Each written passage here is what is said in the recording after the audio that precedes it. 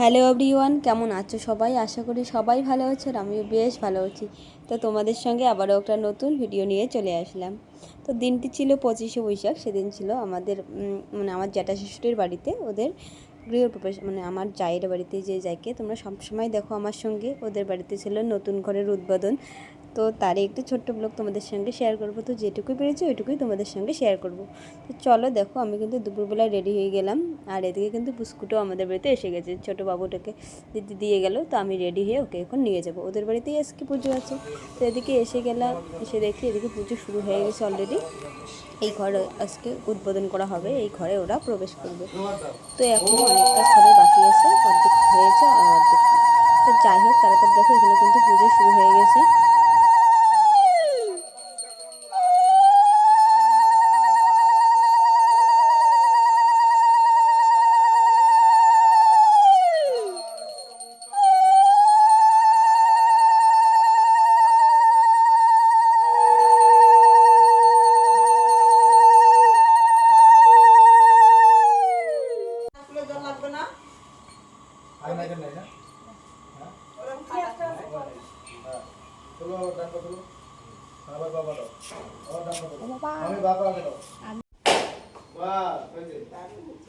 একবারে দুই বেলা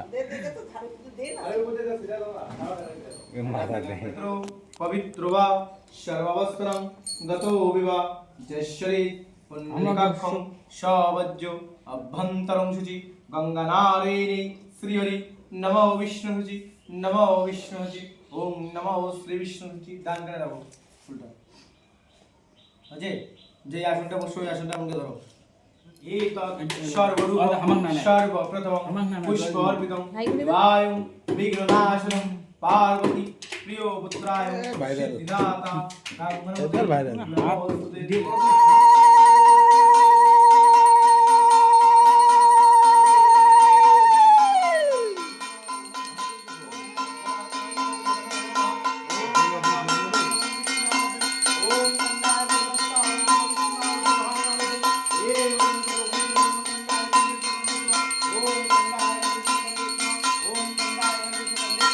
তো যাই হোক, তারপর কিন্তু পুজো করে তারপর কিন্তু আমি বাড়ি চলে এসেছি। আর আজকে কিন্তু ওদের বাড়িতে ছিল হলো নারায়ণ পুজো দিনের বেলা, রাতে কিন্তু ছিল কীর্তন। তো তারপর দিনের বেলা আমরা প্রসাদ খেতে চলে আসছি। তারপর প্রসাদ খেয়ে আবার কিন্তু বাড়ি চলে গেছিলাম। তারপর সেরকম কোনো কাজ ছিল না। হ্যালো গাইস, দেখো জোজোর জন্য আমার ছেলের জন্য ঢোল নিয়ে এসেছে মাসির মেলা থেকে। জোজোর অলরেডি দুটো ঢোল আছে, আবারও কিন্তু দাদু একটা নতুন ঢোল নিয়ে আসছে। আর ঢোল পেয়ে দেখো কি খুশি। ও বলতেছে যে রাতে নাকি কীর্তন হবে ওদের বাড়িতে ওদেরও কীর্তনে ঢোল বাজাবে।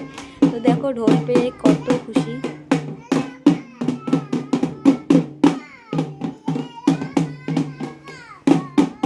দিনের বেলায় ওই ঢোলটা নিয়ে এসেছিলো আমার বাবা, তখন থেকে জোজো কিন্তু ওই ঢোলটা বেজেই যাচ্ছে। ঢোলটা ওর এত পছন্দ হয়েছে। আগের দুটো ঢোল আছে, দুটোই ফুটো হয়ে গেছে। তারপর কিন্তু আবার আজকে একটা নতুন ঢোল নিয়ে আসছে। আর আজকে নাকি ওর কীর্তনের মধ্যে ঢোল বাজাবে, সেই আনন্দেই দেখো সেই খুশি। তো যাই হোক, তারপর দেখো রাতে কিন্তু আবার কীর্তন জোজো ওইদিকে ঢোল নিয়ে চলে গেছে। তো তারপর কিন্তু আমি কিন্তু রেডি হয়ে যাচ্ছি। রাতে তো আবার কীর্তন আছে, তো ওখানেই কিন্তু যাচ্ছি দিদিদের বাড়িতে। তো যাই হোক, তো তারপর আমি চলে আসলাম কীর্তন পাড়ার। এদিকে কিন্তু কীর্তন শুরু হয়ে গেছে অলরেডি। তো তারপর কিন্তু এদিকে পুজো শুরু হয়ে গেছে। আর এদিকে কিন্তু আমরা তিলক পরে নিলাম। দেখো তিলক পরে মুখটি করে কিন্তু আলাদা রকমের লাগে আর কি, খুব সুন্দর দেখা যায়।